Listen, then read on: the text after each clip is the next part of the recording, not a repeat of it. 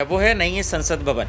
लेकिन सोचिए वहाँ पर पहले भव्य स्वागत के लिए या फिर स्वागत के लिए या उद्घाटन के लिए या शिलान्यास के लिए द्रौपदी मुर्मू जी को पूछा नहीं जाता। कितने अफसोस की बात है, यहाँ पे दरअसल मोदी जी का कोई विरोध नहीं कर रहा था। अब सोचिए कि इतना शानदार, इतना खूबसूरत नहीं है संसद भवन बना है और काबिल तारीफ है। हम आप सब, पूरा हिंदुस्तान इसकी तारीफ कर रहा है, करना भी चाहिए, लेकिन उसमें द्रौपदी मुर्मू जी नहीं होती।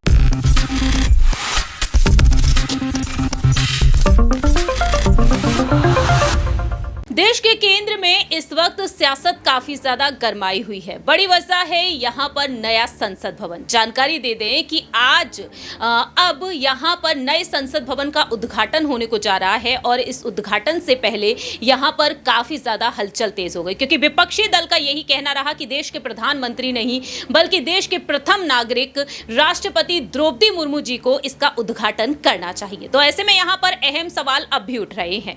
आज इसी मुद्दे पर हम चर्चा करने जा रहे हैं एक बार फिर से। नमस्कार, मैं प्रांशी राठौर और आप देख रही हैं नेक्स्ट 9 न्यूज। दरअसल आपको बता दें कि अब रस्मों की शुरुआत हो चुकी है इस नए संसद भवन के उद्घाटन के लिए, और ऐसे में देश के प्रधानमंत्री नरेंद्र मोदी जी और लोकसभा अध्यक्ष ओम बिरला जी के नेतृत्व में इस भवन का उद्घाटन होने को जा रहा है।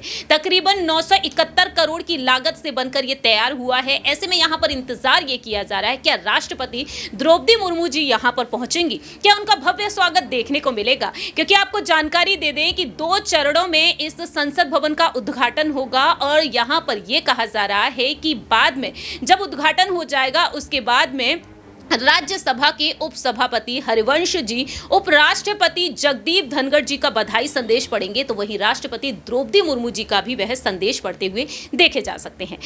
इसी पर यहां पर चर्चा करेंगे। हमारे साथ हैं हमारे सहयोगी आसिफ। जैसा कि आसिफ आप भी जानते हैं, वो तमाम जानकारियां लगातार सामने आ रही हैं, लेकिन इसी बीच यहां पर एक बड़ी खबर यह भी सामने आई है कि राष्ट्रपति द्रौपदी मुर्मू जी का जो बधाई संदेश हरिवंश जी पढ़ेंगे, लेकिन इसी क्रम में यह भी कहा जा रहा है कि राष्ट्रपति द्रौपदी मुर्मू जी अपना बधाई संदेश पढ़ती हुई देखी जा सकते हैं। यानी कि तय माना जा सकता है कि राष्ट्रपति का भी यहां पर भव्य स्वागत हम देख सकते हैं, उनकी उपस्थिति यहां पर नजर आ सकती है। जी शुक्रिया। देखिए बिल्कुल इसमें कोई शक नहीं है। और ये हुआ कब है, या फिर अगर द्रौपदी मुर्मू जी आती हैं तो क्या वजह हो सकता है, जरा उसको बारीक से समझिए। देखिए पिछले 3 दिनों से ये, जैसा कि आपने शुरुआत में ही कहा कि देश में एक नया मसला आ गया, वो है नहीं है संसद भवन।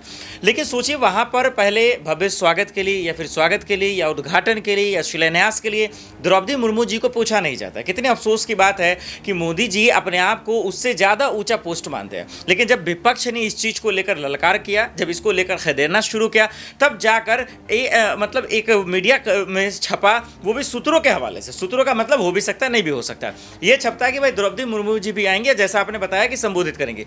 ये बहुत खुशी की बात है। देखिए यहाँ पे दरअसल मोदी जी का कोई विरोध नहीं कर रहा था। अब सोचिए कि इतना शानदार, इतना खूबसूरत नहीं है संसद भवन बना है और काबिल तारीफ है। हम आप सब, पूरा हिंदुस्तान इसकी तारीफ कर रहा है, करना भी चाहिए, लेकिन उसमें द्रौपदी मुर्मू जी नहीं होती, राष्ट्रपति जी नहीं होती, उपराष्ट्रपति नहीं होते, ओम बिरला जी नहीं होते, कितना खराब लगता है। मुझे लगता है कि अगर अभी कन्फर्मेशन हालांकि नहीं हुआ है, अगर बगर में चल रहा है, अगर द्रौपदी मुर्मू जी, प्रांशी जी आ जाती हैं, मुझे लगता है कि नई संसद भवन का जो आगाज़ या उद्घाटन होगा, जिसमें मतलब एक कहते हैं 4 चांद की कमी थी क्योंकि उनको बुलाया नहीं जा रहा था, तो शायद अब वो पूरा हो जाएगा। मैं इसका स्वागत करता हूँ, शायद वो जरूर देखेंगे।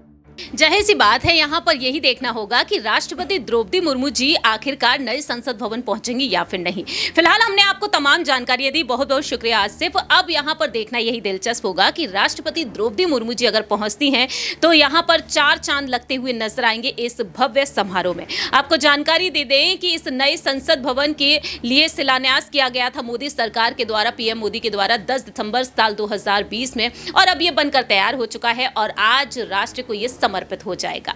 ऐसे में आपकी क्या कुछ राय प्रतिक्रिया है? क्या देश की राष्ट्रपति को ही इसका उद्घाटन करना चाहिए? क्योंकि दावे ये किए जा रहे हैं कि उनकी अनुपस्थिति भी देखने को मिल सकती है और उनके बधाई संदेश को पढ़ा जाएगा, राष्ट्रगान किया जाएगा दूसरे चरण में और पहले चरण में पूजा पाठ किया जाएगा। तो फिलहाल लगातार लाइव अपडेट सामने आ रही हैं, लेकिन आपकी क्या कुछ राय प्रतिक्रिया है इस पर आप कमेंट सेक्शन में बता सकते हैं। तब तक के लिए आप देखते रहिए नेक्स्ट 9 न्यूज।